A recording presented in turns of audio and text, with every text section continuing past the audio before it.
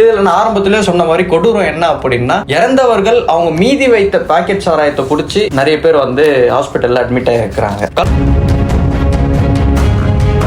Police station எங்க Kallakurichi taluka office எங்க நீதிமன்றம் இருக்கோ அங்கிருந்து 400 மீட்டர் தொலைவில் ஒருத்தன் ஒரு குடோனை ஒன்று போட்டு அங்கே கள்ளசாராயத்தை வந்து வச்சு வித்துட்டு இருக்கான் அப்படின்னா, காவல்துறையினர் வந்து என்ன பண்ணிட்டு இருந்தாங்க இத்தனை நாள்?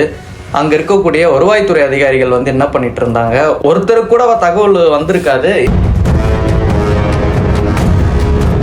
இந்த கண்ணுக்குட்டின்றவரே வந்து என்ன பண்றாரு, மாசம் ஆச்சுன்னா 4-5 போலீஸ் கேஸ் இவரே வந்து கொடுத்துட்றாரு. சார் இந்த மாசத்துக்கு வந்து ஒரு 4 கேஸ் ரெஜிஸ்டர் பண்ணிக்கோங்க அப்படின்னு சொல்லிட்டு ஒரு 4 அப்பாவியான ஆட்கள் இவங்கெல்லாம் வந்து கள்ளசாராயத்தை வந்து காய்ச்சி சேல்ஸ் பண்ணிட்டு இருக்கும் போது சம்பந்தப்பட்ட ஆளுங்கட்சி எம்எல்ஏக்கள் இருக்கிறனால சிபிசிஐடி அதிகாரிகள் விசாரிக்க வேண்டாம், சிபிஐ அதிகாரிகள் விசாரித்தால் மட்டுமே உண்மைத்தன்மை வெளியே வரும்.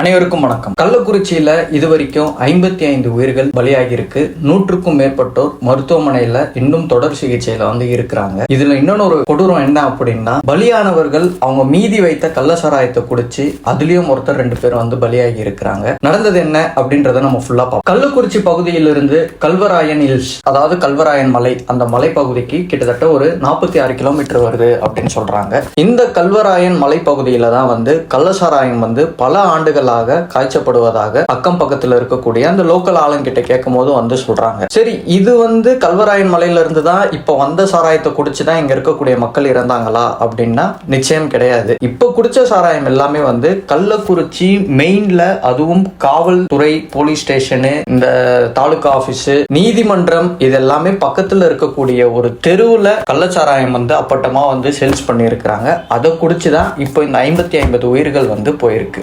கல்வராயன் மலைப்பகுதியில வந்து கிட்டத்தட்ட 10 வருஷத்துக்கு முன்பு வரைக்குமே வந்து அங்க இருந்து கள்ளச்சாராயம் வந்து காய்ச்சி அங்க இருந்து பேரலா எடுத்துட்டு வந்து கள்ளக்குறிச்சி பகுதியில வச்சு அங்க ஒரு குடோனோ இல்ல வீடோ இங்க வச்சு பேக்கெட் பண்ணி அங்க இருக்கக்கூடிய மக்களுக்கு எல்லாம் வந்து சேல்ஸ் பண்றதுதான் வந்து காலங்காலமா வந்து பண்ணிட்டு வந்தாங்க. ஒரு கட்டத்துக்கு மேல என்ன பண்றாங்க அப்படின்னா, சரி எதுக்கு வந்து நம்ம கல்வராயன் மலைப்பகுதியில போயிட்டு கள்ளச்சாராயத்தை வந்து காசணும், நம்ம வந்து இங்கே காசலாமே, நம்மள எவன் கேள்வி கேட்பான்? காவல்துறை அதிகாரிகளுக்கு வாரம் நம்ம வந்து மாமூல் கொடுத்துடுறோம், அரசியல் கட்சி பிரமுகர்களை வந்து நம்ம கைக்குள்ள வச்சிருக்கோம், ஆளுங்கட்சியை சேர்ந்தவர்கள், அப்ப நம்மளை எவன் கேள்வி கேட்பான் அப்படின்னு சொல்லிட்டு அப்பகுதியில் இருக்கக்கூடிய கண்ணுக்குட்டி என்பவர் தான் வந்து முழுக்க இந்த கள்ளசாராயத்துடைய மெயின் டீலரே அவர் தான் வந்து மெயின் டீலரு, மேனுஃபேக்சரரு, டிஸ்ட்ரிபியூட்டரு, சேல்ஸ் எல்லாமே வந்து இந்த கண்ணுக்குட்டின்றவர் தான் வந்து பண்ணியிருக்கிறாரு அப்படின்னு சொல்லிட்டு சிபிசிஐடி காவல்துறையினர் வந்து அவர் கைதும் பண்ணியிருக்கிறாங்க. உண்மையாகவே பாத்தீங்க அப்படின்னா இது வந்து ரொம்ப வருத்தம் அளிக்கக்கூடிய ஒரு விஷயம் தான். கிட்டத்தட்ட இந்த கள்ளசாராயம் குடிச்சு வருஷம் வந்து இறந்துட்டு தான் இருக்கிறாங்க. கடந்த வருடம் பாத்தீங்கன்னா இன்னும் எக்ஸாக்டா 1 வருஷம் கூட முடியல, விழுப்புரம் பகுதியில கள்ளசாராயம் குடிச்சு இறந்து இருக்கிறாங்க. இன்னும் அந்த துக்கத்துல இருந்தே நிறைய பேர் வந்து மீண்டு வராத ஒரு சூழல்ல வந்து இப்ப கள்ளக்குறிச்சியில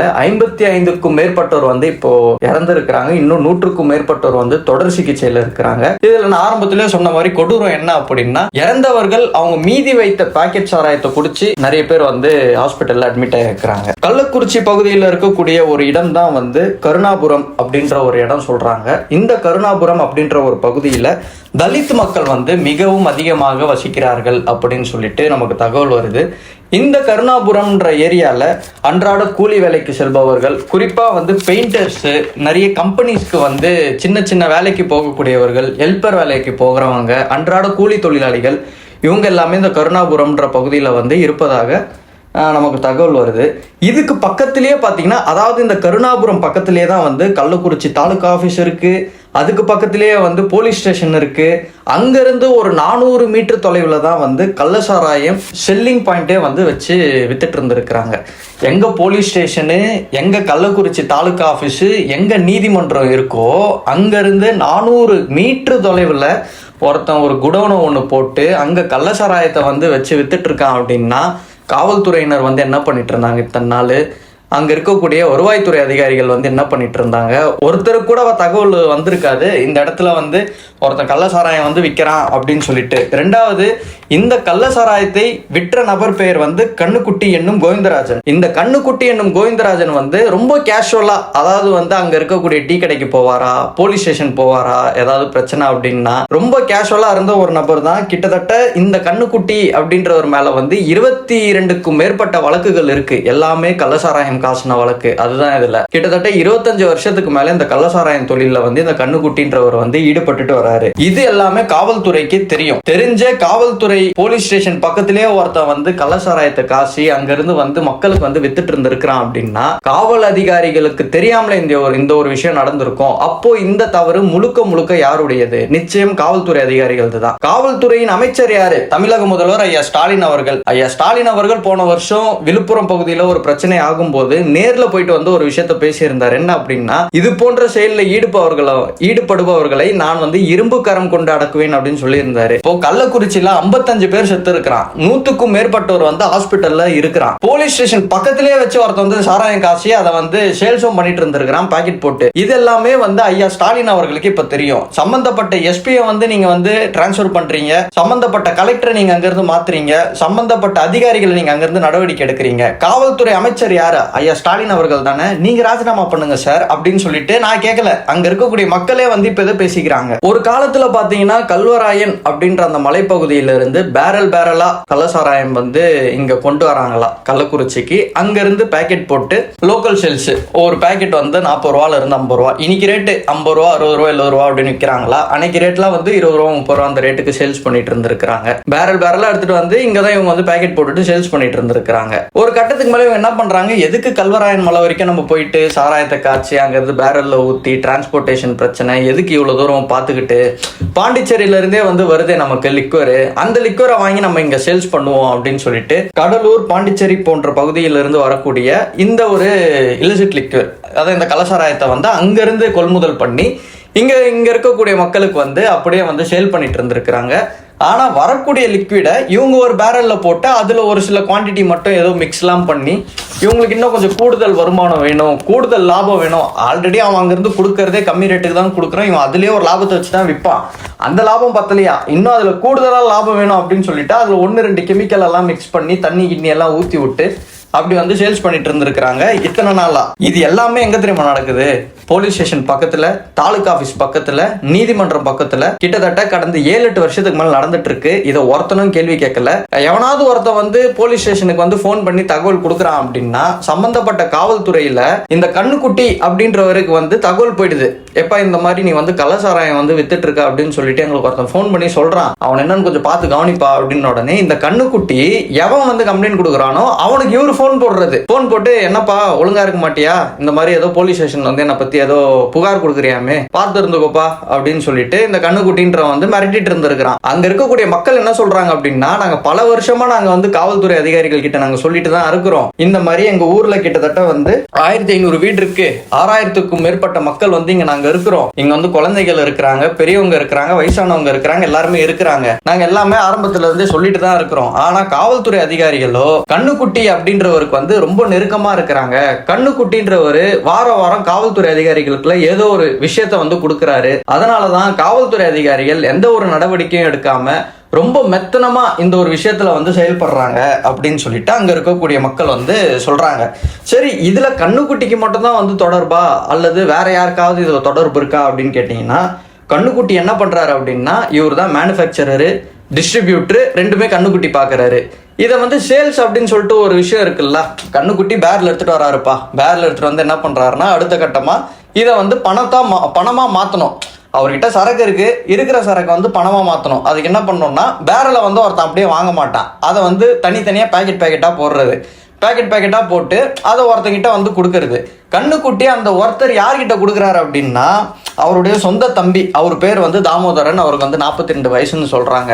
இந்த தாமோதரனுடைய வேலை என்ன அப்படின்னா, கண்ணுக்குட்டி கொடுக்கக்கூடிய அந்த கள்ளசாராயம் பேக்கெட்டு, ஒரு பேக்கெட் வந்து 50 ரூபால இருந்து 70 ரூபா அப்படின்ற ரேட்டு வரைக்கும் இந்த தாமோதரன் வந்து சேல்ஸ் பண்ணிட்டு இருந்திருக்கிறாரு. அதுவும் எந்த இடத்துல அப்படின்னா, இதே நீதிமன்றம், இதே போலீஸ் ஸ்டேஷனு, இதே தாலுகா ஆஃபீஸு இருக்கக்கூடிய அதே தெருவில் ஒரு 300 மீட்டர் தள்ளி சின்னதாக ஒரு குடிசை வீட்டில் வச்சு இந்த கள்ளசாராயம் எல்லாத்தையுமே வந்து இவங்க பேக்கெட் போட்டு வித்துட்டு வந்திருக்கிறாங்க.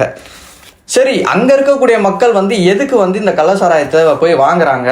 ஏன்னா கள்ளசாராயம் குடிச்சா அதனுடைய விளைவுகள் என்ன அப்படின்றது மக்களுக்கு தெரிஞ்சு அவங்க ஏன் போய் வாங்குறாங்க அப்படின்னா, டாஸ்மாகில் போயிட்டு ஒருத்தன் வந்து ஒரு குவார்டர் வாங்குறான் அப்படின்னா 180 ரூபான்னு சொல்கிறாங்களா. ஆனால் இதே அவன் வந்து கள்ளசாராயத்தை அவன் வாங்குறான் அப்படின்னா அவனுக்கு 50 ரூபாலேயே அந்த ஒரு கள்ளசாராயம் கிடைக்குது.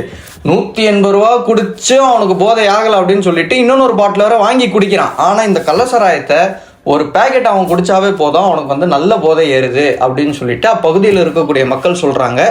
இது வந்து ரொம்ப பட்ஜெட் கம்மியாக இருக்குங்க. அன்றாட கூலி வேலைக்கு போகிறவங்களாம் என்ன பண்ணுறாங்கன்னா 50 ரூபா கொடுத்து ஒரு பேக்கெட் வாங்கிட்டு அதை குடிச்சிட்டு போயிட்டு அவன் கூலி வேலையை பார்த்துட்டு அவன் ரிட்டர்ன் வரான் அப்படின்னு சொல்லிட்டு அங்கே பகுதியில் இருக்கக்கூடிய மக்கள் வந்து சொல்கிறாங்க. இது மட்டும் இல்லாமல் காவல்துறைக்கு இந்த விஷயம் எல்லாமே தெரிஞ்சு தானே நடக்குது. அப்போ கண்ணுக்குட்டி மேலே எந்த ஒரு கேஸும் போடலையா? அந்த பகுதியில் இருக்கக்கூடிய கள்ளசாராயத்தை வந்து கண்ட்ரோல் பண்ணுறதுக்கு காவல்துறை எந்த நடவடிக்கையும் எடுக்கலையா அப்படின்னு கேட்டிங்கன்னா, இந்த கண்ணுக்குட்டின்றவரே வந்து என்ன பண்ணுறாரு, மாதம் ஆச்சுன்னா 4லேருந்து 5 போலீஸ் கேஸு இவரே வந்து கொடுத்துட்றாரு. சார் இந்த மாதத்துக்கு வந்து ஒரு 4 கேஸ் ரெஜிஸ்டர் பண்ணிக்கோங்க அப்படின்னு சொல்லிட்டு ஒரு 4 அப்பாவியான ஆள்கள் இவங்களாம் வந்து கள்ளசாராயத்தை வந்து காய்ச்சி சேல்ஸ் பண்ணிட்டு இருக்கும் போது காவல்துறை அதிகாரிகள் நாங்கள் ரவுண்ட்ஸில் இருக்கும்போது போய் பிடிச்சோம் அப்படின்னு சொல்லிட்டு ஒரு 4-5 அப்பாவி ஆட்களை வந்து இந்த கண்ணுக்குட்டின்றவரே வந்து கொடுத்துட்றாரு. இவனே வந்து அவங்கள பிடிச்சி கொடுத்து சம்மந்தப்பட்டவங்களுக்கு வந்து பெயில் எடுக்கிறதுக்கு வந்து காசும் கொடுத்து அவன் உள்ளே இருக்கிற வரைக்கும் அவனுக்கு தேவையான மனு பொருட்கள், அவனுக்கு பெயிலுக்கு வந்து செலவு, அதுக்கப்புறம் அவன் வீட்டுக்கு ஒரு செலவு அப்படின்னு சொல்லிட்டு இந்த கண்ணுக்குட்டியே வந்து எல்லா விஷயத்தையுமே வந்து பண்ணிட்டு இருந்திருக்கிறான். இது காவல்துறைக்கு தெரிஞ்சேதான் வந்து நடந்திருக்கு அப்படின்றதையும் அப்பகுதி மக்கள் வந்து சொல்றாங்க. தற்போது இருக்கக்கூடிய சூழல்ல சிபிசிஐடி அதிகாரிகள் இந்த விசாரணை கையில் எடுத்த பிறகு பல திடுக்கிடும் தகவல்கள் வந்து அவங்களுக்கு தெரிய வருகிறது. என்ன அப்படின்னா, ஆளுங்கட்சியை சேர்ந்த முக்கிய எம்எல்ஏக்களுக்கும் இதுல வந்து பங்கு இருக்கு அப்படின்றத அவங்க கண்டுபிடிச்சிருக்கிறாங்க. இது மட்டும் இல்லாம காவல்துறை அதிகாரிகளுக்கு இந்த கண்ணுக்குட்டி அப்படின்றவரு வாரம் ஒரு அமௌண்ட்டும் வந்து கொடுத்துருக்கிறாரு மாமூலா அப்படின்றதையும் வந்து தற்போது சிபிசிஐடி காவல்துறை அதிகாரிகள் வந்து இந்த ஒரு விஷயத்த வந்து கண்டுபிடிச்சிருக்கிறாங்க. பலரும் இப்ப கேட்கக்கூடிய ஒரு கேள்வி என்ன, எதிர்கட்சி முதற்கொண்டு அப்படின்னா, சிபிசிஐடி விசாரணைக்கு நீங்க ஏன் கொடுத்தீங்க, நீங்க சிபிஐ உத்தரவு போடுங்க விசாரிக்கிறதுக்கு அப்படின்னு சொல்லிட்டு தமிழக முதல்வர் அவர்கள்கிட்ட எதிர்கட்சி தலைவர் எடப்பாடி பழனிசாமி அவர்கள் இந்த ஒரு விஷயத்தை கேட்கிறாரு. சரி, சிபிசிஐடி அதிகாரிகள் தான் வந்து விசாரிக்கிறதுக்கு இப்போ முதல்வர் வந்து கொடுத்துருக்கிறாரு, அப்போ எதுக்கு சிபிஐ விசாரணை அப்படின்னா, சிபிசிஐடி அதிகாரிகள் விசாரணை நடத்தினாலும் அவங்க எல்லாருமே தமிழக காவல்துறையை சேர்ந்த அதிகாரிகள் தானே, அது வந்து டிரான்ஸ்பரண்டா இருக்காது அந்த ஒரு விசாரணை. சிபிஐ வந்து நடத்துறாங்க அப்படின்னா அது முழுக்க டிரான்ஸ்பரண்டா இருக்கும். சம்பந்தப்பட்ட ஆளுங்கட்சி எம்எல்ஏக்கள் இருக்கிறனால சிபிசிஐடி அதிகாரிகள் விசாரிக்க வேண்டாம், சிபிஐ அதிகாரிகள் விசாரித்தால் மட்டுமே உண்மைத்தன்மை வெளியே வரும் அப்படின்னு சொல்லிட்டு எதிர்கட்சியின் தலைவர் எடப்பாடி பழனிசாமி அவர்கள் இந்த ஒரு விஷயத்த சொல்லியிருக்கிறாரு. தமிழக மக்களும் பலரும் எதிர்பார்க்கக்கூடிய ஒரு விஷயம் என்ன அப்படின்னா, உண்மையாகவே இதுல யாரு தவறு பண்ணாங்க அப்படின்றது வெளியில தெரியணும்னா சிபிஐ விசாரித்தால் மட்டுமே அதன் உண்மைத்தன்மை வெளியே வரும் அப்படின்னு சொல்லிட்டு பலரும் வந்து சொல்றாங்க. ரெண்டாவது, இந்த ஒரு விஷயம் நடந்த பிறகு இமீடியட்டா இவங்க என்ன பண்றாங்கன்னா, ப்ரொஹிபிஷன் என்ஃபோர்ஸ்மெண்ட் விங், அதாவது இந்த கள்ளசாராயம் போதை தடுப்பு பிரிவு காவல்துறை அதிகாரிகளை சேர்ந்த முக்கிய காவல்துறை அதிகாரி, ஐஜி போஸ்ட்ல இருக்கிறவங்க, ஏடிஜி போஸ்ட்ல இருக்கிறவங்க, இவங்க எல்லாருமே வந்து சஸ்பெண்ட் பண்றாங்க. இவங்க எல்லாருமே ட்ரான்ஸ்ஃபரும் பண்ணுறாங்க. என்கொயரியில் வந்து இவங்களை போடுறாங்க. ஃபர்தராக வந்து டிஜிபி ஆஃபீஸில் வந்து நீங்கள் ரிப்போர்ட் பண்ணணும் அப்படின்னு சொல்லிட்டு ஒரு ஆர்டர் போட்டிருக்காங்க. ஆனால் இங்கே இருக்கக்கூடிய ஒரு பெரிய கேள்வியே வந்து என்ன வருது அப்படின்னா, இத்தனை நாட்களாக இந்த துறையில் இருந்த அதிகாரிகள் யாருமே சரியான முறையில் வேலை பார்க்கலையா? அப்போது இதுக்குன்னு ஒரு துறையை போட்டு அதுக்கு ஒரு தனி ஏடிஜிபி, தனி ஐஜி, தனி டிஎஸ்பி எல்லாரையும் போட்டு தனித்தனியாக வந்து நீங்கள் பார்த்துட்டு இருந்தீங்க. இத்தனை பேர் இருந்தும் அவங்க துறைக்கான அந்த வேலையை அவங்க சரியா பார்க்கல அப்படின்னா இதற்கு முழு பொறுப்பா இப்போ வந்து யார் ஏத்துப்பாங்க? காவல்துறையின் அமைச்சர் யார் அப்படின்னா ஸ்டாலின் அவர்கள். அவர் தான் வந்து இதற்கான முழு பொறுப்பையும் ஏத்துப்பாரா? ஒரு முறையும் இது போன்ற சம்பவங்கள் நடந்துட்டே தான் வந்து இருக்கு. நீங்களும் என்ன பண்றீங்க அப்படின்னா 10 லட்ச ரூபாய் கொடுத்து இதை வந்து மூடி மறைக்கணும் தான் பாக்குறீங்க. ஆனா இதற்கு ஒரு சொல்யூஷன் அப்படின்றது இது வரைக்கும் வந்ததா அப்படின்னு கேட்டீங்கன்னா இது வரைக்கும் வரல. இவங்க பக்காவாக பண்ணியிருக்கிறாங்க. ஒரு கள்ளசாராயத்தை வந்து ஒரு ஃபுட் இண்டஸ்ட்ரி மாதிரி இவங்க பண்ணியிருக்கிறாங்க. மேனுஃபேக்சரிங்க்கு தனி டீமு, டிஸ்ட்ரிபியூஷனுக்கு தனி டீமு, சேல்ஸுக்கு தனி டீமு, கணக்கு வழக்கு பார்க்கறதுக்கு அக்கௌண்ட்ஸுக்கு தனி டீமு அப்படின்னு சொல்லிட்டு ஒரு 4 டீமாக போட்டு ஒருத்தன் கள்ளசாராயம் காசுறவன் வந்து இவ்வளோ விஷயத்த வந்து பண்ணியிருக்கிறான். அப்படி இருக்கும்போது நீங்கள் என்ன பண்ணியிருக்கணும்னா, இதை வந்து நீங்கள் சிபிஐ என்கொயரி போட்டிருந்தீங்க அப்படின்னா உண்மையாகவே இதில் ஆளுங்கட்சியை சேர்ந்த எம்எல்ஏக்கு தொடர்பு இருக்கா, அல்லது வந்து அமைச்சர்கள் யாருக்காவது தொடர்பு இருக்கா அப்படின்ற மாதிரி பல விஷயங்கள் வெளியில வரும். நீங்க வந்து இதை மூடி மறைக்கணும் அப்படின்றதுக்காக தான் சிபிசிஐடி விசாரணைக்கு வந்து நீங்க உத்தரவிட்டீங்களா அப்படின்னு சொல்லிட்டு பலரும் வந்து இதை ஒரு கேள்வியாகவே வந்து எழுப்பிட்டு இருக்கிறாங்க. சட்டமன்றத்தில், அதாவது சட்டசபையில் அமைச்சர் ரகுபதி அவர்கள், அவர் தான் வந்து சட்டத்துறை அமைச்சர், அவர் வந்து என்ன சொல்கிறாரு அப்படின்னா, இது வரைக்கும் நாங்கள் 6 பேரை கைது பண்ணிட்டோம், அதில் ஒருத்தருங்க பெண்ணு, மீதி 5 பேர் ஆண்கள். சரி கைது பண்ணு, யார் வேணான்னு சொன்னால், சரி நீ 6 பேரை வந்து கைது பண்ண, அதுக்கு இது வரைக்கும் என்ன சொல்யூஷன் வந்தது? 6 பேரை வந்து விசாரிச்சிங்களா? 6 பேர் வந்து என்ன சொன்னா? இதெல்லாம் வந்து நீங்கள் சிபிசிஐடி விசாரணை வச்சிங்க அப்படின்னா உண்மைத்தன்மை வெளியில் வராது. சிபிஐ விசாரணைக்கு நீங்கள் உத்தரவிடுங்க அப்படின்னு சொல்லிட்டு எடப்பாடி பழனிசாமி அவர்கள் இதை ஒரு கேள்வியாகவே வந்து எழுப்பிட்டு இருக்கிறாரு. ரெண்டாவது, இதில் ஒரு மிகப்பெரிய ஒரு சந்தேகம் எந்த ஒரு இடத்துல வருது அப்படின்னா, ஃபர்ஸ்ட் நாள் கள்ளசாராயம் குடிச்சு மக்கள் இறக்குறப்போ அப்பகுதியின் ஐஏஎஸ், கள்ளக்குறிச்சியின் கலெக்டர், மாவட்ட ஆட்சியர் அவர் ஸ்ரவன் அவர் பேர், அவர் என்ன சொல்கிறாருன்னா, இது வந்து கள்ளசாராயம் குடிச்செல்லாம் வந்து இவங்க இறந்த மாதிரி தெரிலங்க, இதில் வேற ஏதோ ஒரு சில மர்மங்கள் இருக்கும், அதை வந்து விசாரணை போயிட்டு இருக்கு அப்படின்னு சொல்லிட்டு ஐஏஎஸ் சொல்றாரு. ஐஏஎஸ் அவர்கள் இந்த பிரஸ் மீட் கொடுக்கும்போது அவருக்கு பக்கத்திலே வந்து திமுகவின் எம்எல்ஏ வசந்த கார்த்திகேயன் அப்படின்றவர் பக்கத்தில் இருக்கிறாரு. கலெக்டர் வந்து இது போன்ற ஒரு அஃபிஷியலாகவே வந்து சொல்கிறாரு, இது கள்ளசாராயம் குடிச்சு இறக்கலாங்க அப்படின்னு. அவர் சொல்லி அடுத்த 1 ஹவரில் பார்த்தீங்கன்னா அப்படியே வந்து அஃபிஷியலாக டிக்ளேர் ஆகுது, கள்ளசாராயம் குடிச்சு தான் வந்து இத்தனை பேர் இறந்துருக்கிறாங்க அப்படின்னு சொல்லிட்டு. அப்போது கலெக்டர் வந்து யார் சொல்லி இந்த மாதிரி பேசினாரு? திமுக எம்எல்ஏ யாராவது சொல்லி பேசினாங்களா? அல்லது அப்பகுதியின் அமைச்சர் யார் அப்படின்னா ஏவாவேலு அவர்கள், இவர் தான் வந்து அப்பகுதியை ஃபுல்லாக வந்து கண்ட்ரோல் பண்ணக்கூடியவர். ரெண்டாவது, இந்த திமுக எம்எல்ஏ வசந்த கார்த்திகேயன் அப்படின்றவரும் ஏவாவேலுவும் வந்து ரொம்ப நெருக்கம் அப்படின்னு சொல்கிறாங்க. அப்போது ஏவாவேலுவுடைய அழுத்தம் கலெக்டருக்கு வந்ததா அப்படின்ற மாதிரி பலருக்கும் வந்து ஒரு கேள்வி எழுது. இது எல்லாத்துக்குமே வந்து இப்போ ஒரு சொல்யூஷன் வரணும் அப்படின்னா நிச்சயம் இதை சிபிஐ கையில் எடுத்தால் மட்டும்தான் இதன் உண்மைத்தன்மை வெளியில் வரும். உண்மையாகவே ஐயா தமிழக முதல்வர் ஐயா ஸ்டாலின் அவர்களுக்கு இதில் நடவடிக்கை எடுக்கணும், இதில் எங்கெங்கே தவறுகள் நடந்ததோ அந்த தவறெல்லாம் வந்து திருத்தணும் அப்படின்னு அவர் உண்மையாகவே நினைக்கிறாரு அப்படின்னா, சிபிசிஐடி விசாரணையை விட்டுட்டு நீங்கள் சிபிஐ விசாரணைக்கு உத்தரவிட்டீங்க அப்படின்னா நிச்சயம் இதற்கான சொல்யூஷன் வந்து வெளியில் கிடைப்பதற்கான வாய்ப்புகள் மிக மிக அதிகமாகவே இருக்கு. நீங்க திருப்பி சிபிசிஐடி விசாரணை தான் போடுறீங்க. போன வருஷமும் பார்த்தீங்கன்னா இந்த மாதிரி ஒரு சம்பவம் நடக்குது விழுப்புரம் செங்கல்பட்டு பகுதியில், அதுக்கும் சிபிசிஐடி விசாரணை தான் போட்டீங்க. சிபிசிஐடி விசாரணை வந்து நடத்திட்டு முடிச்சிட்டாங்களா முடிக்கலையா அப்படின்றது தெரியல. ஆனால் அதற்கான சொல்யூஷன் இது வரைக்கும் வந்ததா அப்படின்னு கேட்டிங்கன்னா வரல. அதன் தொடர்ச்சி தான் இன்னைக்கு 55 பேர் வந்து செத்துருக்கிறாங்க கள்ளக்குறிச்சியில். திரும்ப நீங்கள் வந்து சிபிசிஐடி விசாரணைன்னு போட்டுட்டு இருந்தீங்கன்னா இன்னும் இன்னைக்கு கள்ளக்குறிச்சி மாதிரி நாளைக்கு வேற ஒரு இடத்துல இது போன்ற ஒரு சம்பவம் நடப்பதற்கான சாத்தியக்கூறுகள் மிக அதிகமாக தானே இருக்கு. ஏன்னா சிபிஐ விசாரணை அப்படின்னு போட்டிங்கன்னா அவங்க வந்து ஃபுல்லாக பார்ப்பாங்க, அனலைஸ் பண்ணுவாங்க, இதில் யார் யாருக்கு தொடர்பு இருக்கு, மேல்மட்ட அதிகாரிகளுக்கு யாருக்காவது சம்மந்தம் இருக்கா, அல்லது அமைச்சர் பெருமக்களுக்கு யாருக்காவது சம்மந்தம் இருக்கா, எம்எல்ஏ யாருக்காவது சம்மந்தம் இருக்கா அப்படின்றத அவங்க தான் வந்து தெளிவாக வந்து எடுத்து இதுதான் ரிப்போர்ட் அப்படின்னு சொல்லிட்டு நீதிமன்றத்தில் கொடுத்துருவாங்க. சிபிசிஐடி விசாரிக்கும் போது ஒரு எம்எல்ஏ மேலே அவங்க ஆக்ஷன் எடுக்கிறதுக்கு அவங்க யோசிப்பாங்க, கண்டிப்பாக ஒரு அமைச்சர் மேலே ஆக்ஷன் எடுக்கிறதுக்கு யோசிப்பாங்க, ஒரு காவல்துறையில் இருக்கக்கூடிய ஐபிஎஸ் அதிகாரிகள் மீது ஆக்ஷன் எடுக்க யோசிப்பாங்க. எனவே வரும் நாட்களில் தமிழக முதல்வர் அவர்கள் இதை சிபிஐ விசாரணைக்கு உத்தரவிடுவாரா அப்படின்னு சொல்லிட்டு நாம் எல்லாரும் எதிர்பார்ப்போம். நன்றி, வணக்கம்.